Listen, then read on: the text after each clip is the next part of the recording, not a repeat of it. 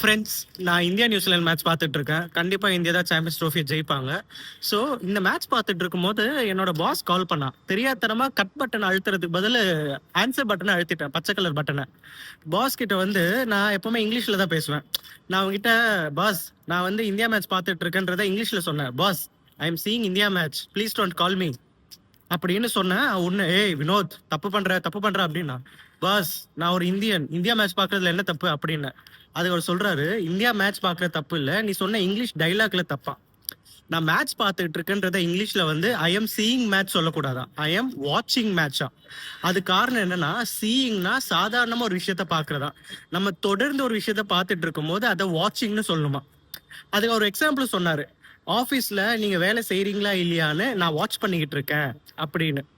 Watchman ஒருத்தருக்கு பேர் சொல்றோம் பாருங்க. ஏன்னா அவர் கேட்ல நின்று சுத்தி நடக்கிறதெல்லாம் வாட்ச் பண்ணிட்டு இருக்காராம். அதுதான் வாட்ச்மேனா.